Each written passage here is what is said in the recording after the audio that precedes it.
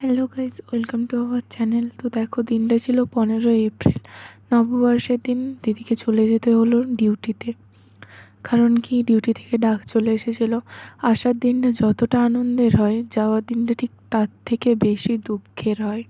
তো দেখো, সকাল সকাল আমি পুকুকে নিয়ে চলে এসেছিলাম, কারণ দিদি রেডি হচ্ছিল যাওয়ার জন্য।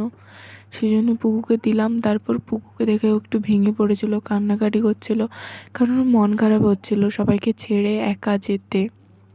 তারপরও প্রণাম করলো ঠাকুরকে, তারপর মাকে প্রণাম করে একটু কান্নাকাটি করছিল। তারপর আমার সাথেও একটু দেখিয়ে দিলাম। তারপর আবার পুকুর সাথে একটু খেলা করছিল, সেই ক্লিপটাও আমি নিয়ে রেখেছি। আসলে ও তো হোস্টেলে একা থাকে, তখন হয়তো আর এগুলো মনে পড়ে কষ্ট হয়, কিন্তু কী আর করা যাবে বলো, মেনে তো নিতেই হবে।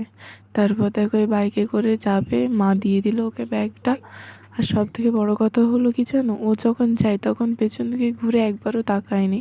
এই ভেবে যে ও কাঁদছে, সেটা যদি মা দেখে নেয়, মা আরও ভেঙে পড়বে, সেই জন্য। আর দেখো, এই যে এখানে আমি শুয়ে শুয়ে কাঁদছিলাম, সেটা আমি জানতাম না মা ক্লিপ নিয়েছে। আমি সত্যি জানতাম না, আমি এডিট করতে এসে দেখলাম। তো দেখো, তারপর আমি নিজেকে একটু সামলে আবার ক্যামেরা ওপেন করলাম। তো আজকের ভিডিওটা এই পর্যন্তই, দেখা হচ্ছে নেক্সট ভিডিওতে। টাটা।